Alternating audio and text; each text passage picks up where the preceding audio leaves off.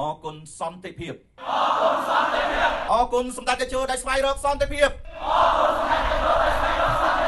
អរគុណសម្ដេចបវរធិបតីដែលបន្តការពារសន្តិភាពសន្តិភាពជារនាំងការពារជីវិតយើងទាំងអស់គ្នាសូមអរគុណទៅដល់បងប្អូនយើងទាំងអស់ជាពិសេសកន្លងទៅយើងឈរជើងនៅព្រំដែនជាង3ខែយើងឈរជើងចាប់តាំងពីពេលផ្ទុះអាវុធភ្លាមគឺ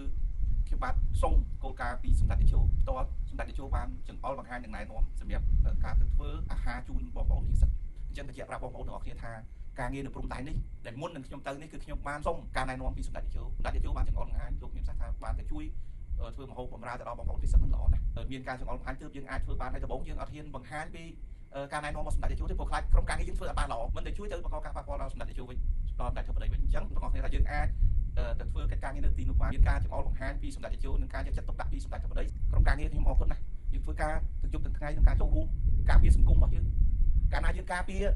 យើងចង់ការពារប្រទេសរបស់យើងត្រូវការពារថ្នាក់ដឹកនាំរបស់យើងកងកម្លាំងគឺការពារដោយប្រដាប់អាវុធយើងជាយុវជនការពារដោយចំណេះដឹងដោយការបកស្រាយពីហេតុផលបើសិនជាឲ្យក្រុមរដ្ឋាភិបាលសមោលនឹងចេះតែចោទថាចេះថាចុះថាចេះថាចុះអញ្ចឹងធ្វើឲ្យបងប្អូនប្រជាពលរដ្ឋគាត់អាចនឹងមានការយល់ច្រឡំបើសិនជាយើងមិនចូលរួមជួយទេថ្ងៃក្រោយយើងស្លាប់ទាំងអស់គ្នាតែមានសង្គ្រាមហើយពិបាកបលុតអានឹងដូចគុកអត់ជញ្ជាំងអញ្ចឹងនៅពេលដែលមានសង្គ្រាមអ៊ីនធឺណិតក៏គ្មានទឹកក៏គ្មានភ្លើងក៏គ្មាន